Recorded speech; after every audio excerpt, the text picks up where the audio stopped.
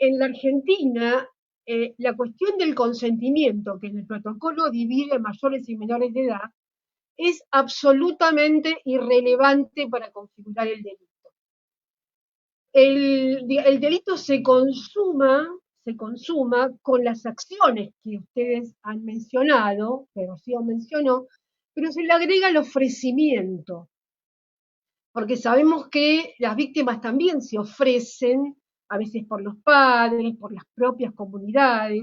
Entonces se agregó la cuestión del consentimiento y todos los que eran vicios del consentimiento, esto es lo que tiene que ver con el abuso de situación de vulnerabilidad, coacción, etcétera, ya no figuran en la definición porque si vos lo pasás al tipo penal, estos vicios del consentimiento terminan obligando a la víctima a demostrar que en realidad no consintió, que pasó todo esto, que fue forzada, que fue coaccionada, etcétera.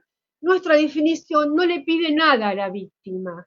El trabajo principal tiene que estar en manos de los funcionarios judiciales, de la policía de investigación, pero hay un montón de indicadores que determinan la cuestión de trata que hacen que no necesariamente el testimonio de la víctima tenga que ser fundamental.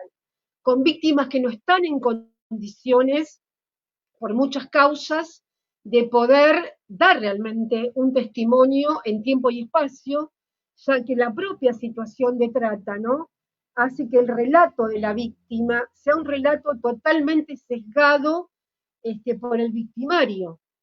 Yo siempre digo que la primera voz que escucho cuando escucho el relato de una víctima es justamente la voz del proxeneta, del tratante, del torturador, que habla a través de la víctima. Poder escuchar la propia voz de la víctima tarda mucho tiempo.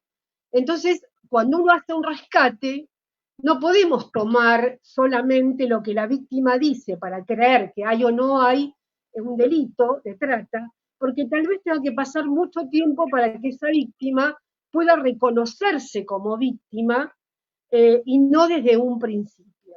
Esto me parece fundamental, el tema de la modificación que hicimos, porque teníamos pocas sentencias, nos costaba mucho perseguir el delito y en la actualidad la Argentina cuenta ya con más de 14.600 personas rescatadas y 300 sentencias.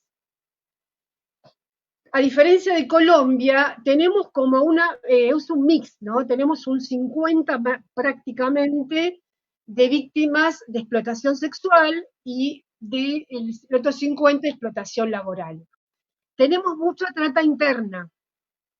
Si bien hay mucha población migrante que es víctima en la Argentina, principalmente de Paraguay, República Dominicana, en el caso de la trata sexual, y de Bolivia y Perú en el caso de la trata laboral.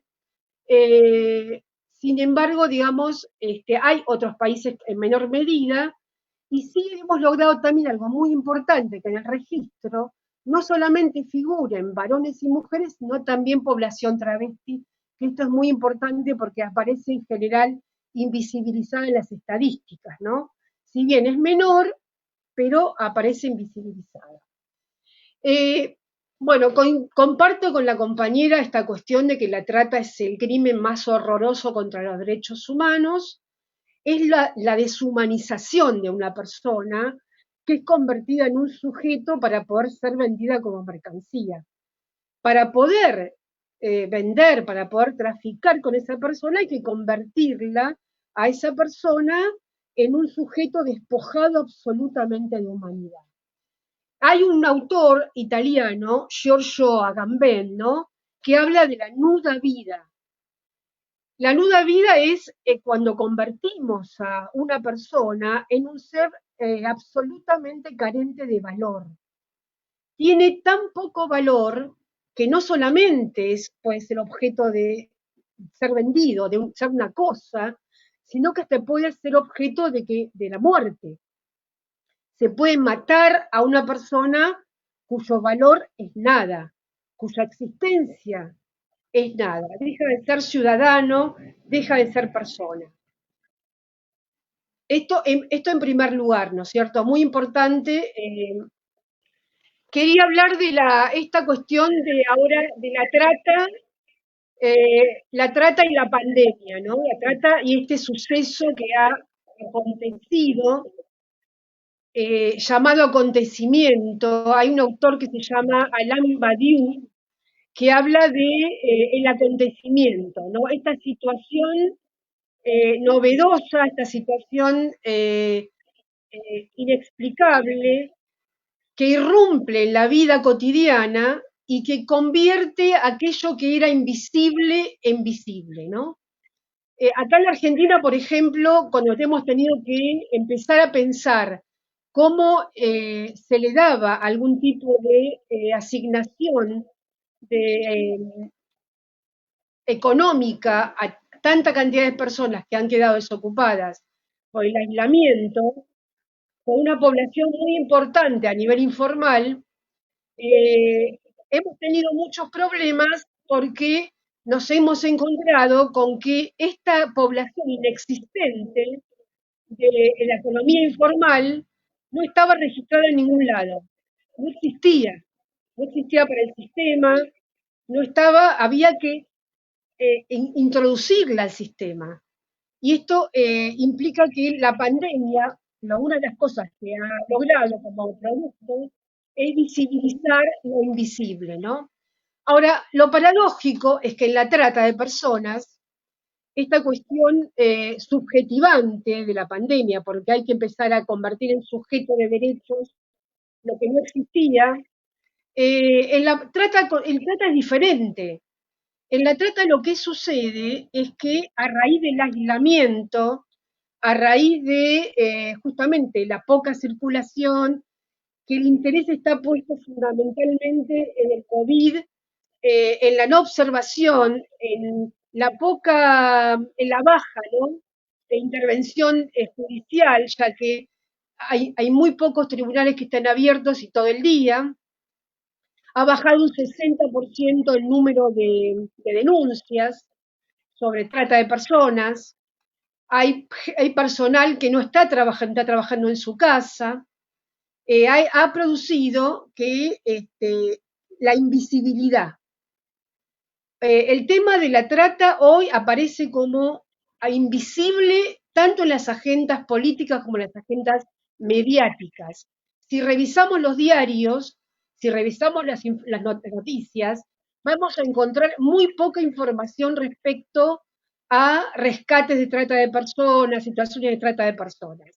Tampoco está en las agendas políticas, que hoy están más preocupadas por la cuestión de salud o tal vez por la cuestión de el aumento de los femicidios, que no aparece en las agendas, no es un tema visible en las agendas. Con lo cual, por un lado tenemos la baja de la cantidad de denuncias, por lo tanto, de intervención también por parte del Estado, eh, el ocultamiento y la situación de personas que están hoy a merced de sus victimarios, ¿no?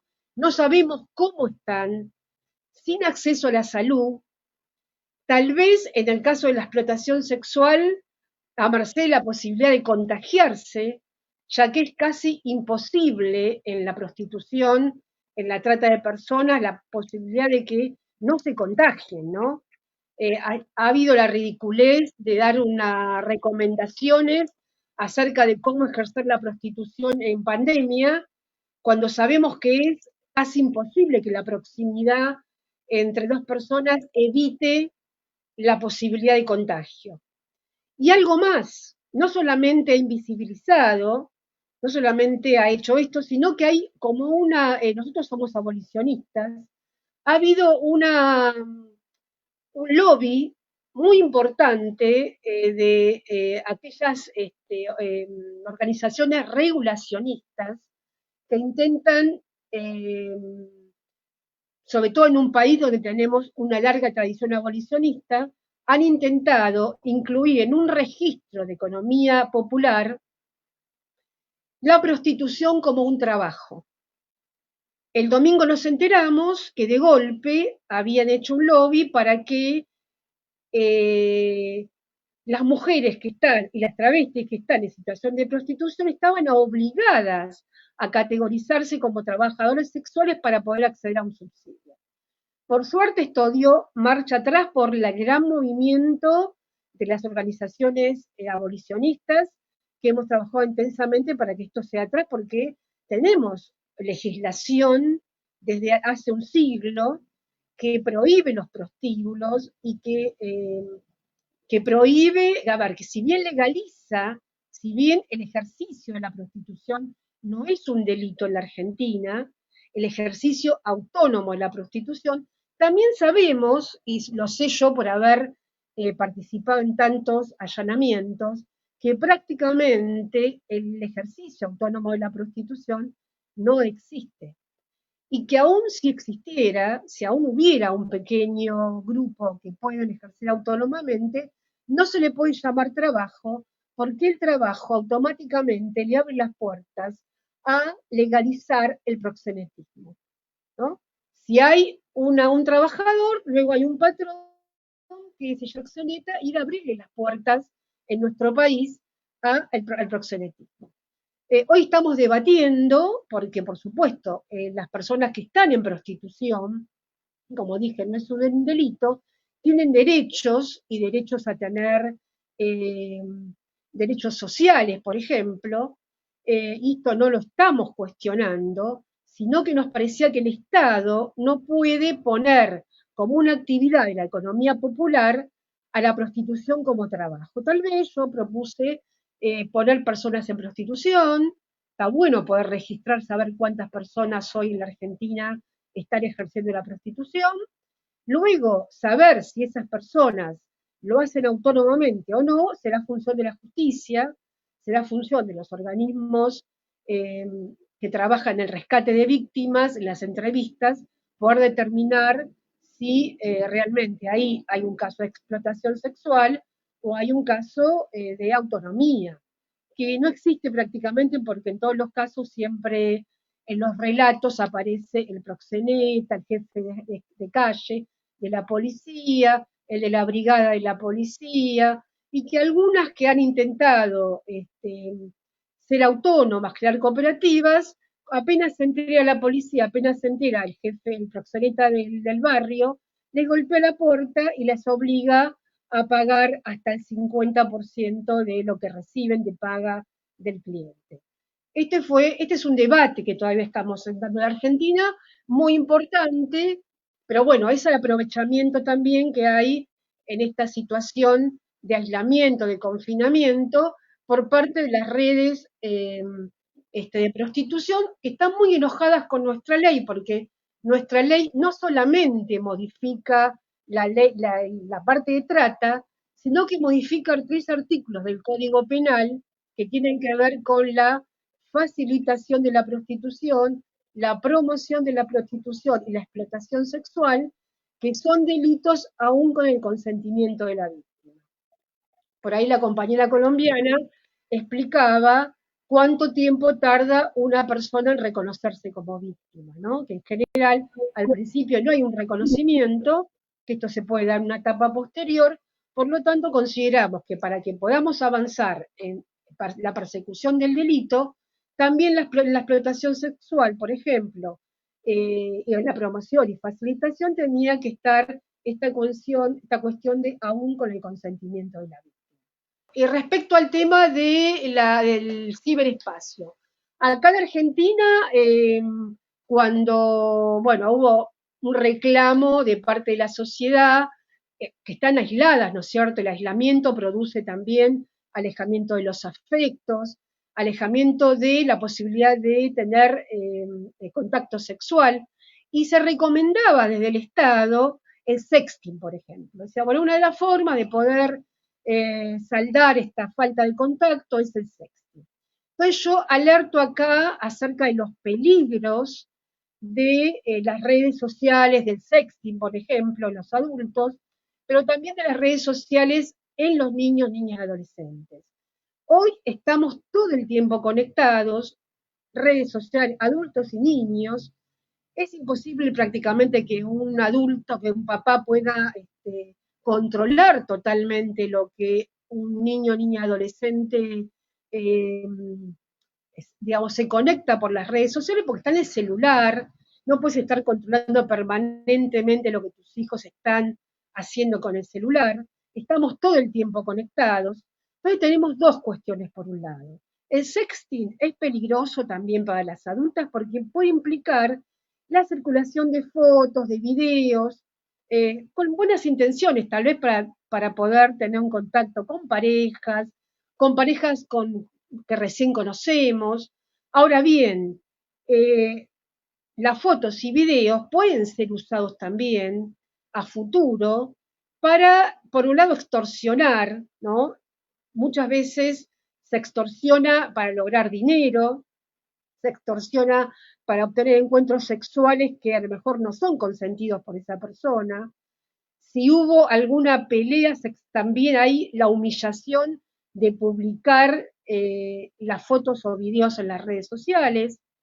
En el caso de los niños, niñas, adolescentes, el contacto suele eh, convertirse en lo que llamamos grooming. El grooming en la Argentina es un delito penalizado en el Código Penal, tiene una pena de hasta 4 años, y el grooming tiene que ver con el contacto entre una persona menor de edad y un adulto que mediante la manipulación va logrando confianza con este niño, niña adolescente, para lograr su objetivo, lograr un contacto sexual a futuro, y que si no logra que la persona, que el niño acepte, va a utilizar todos estos videos, fotos que ha logrado recolectar para extorsionar y para manipular para que sí haya este encuentro sexual que va a terminar en un abuso o en la posibilidad de reclutamiento para una red de trata.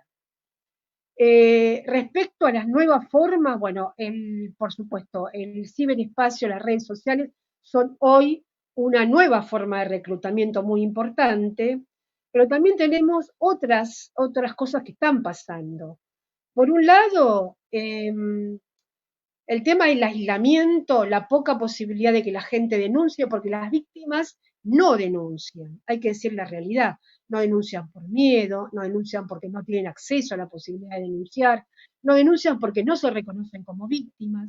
En general la denuncia viene de las organizaciones sociales, de personas de la sociedad que están sensibilizadas y denuncian, de investigaciones que se hacen, y esto ha disminuido drásticamente, y hoy lo que está pasando es que hay una nueva modalidad que es el traslado de personas que están en estos lugares encerradas con sus victimarios a la casa de los consumidores, donde tampoco sabemos si hay normas de seguridad respecto a la posibilidad de contagiarse, qué es lo que puede pasar en estos lugares.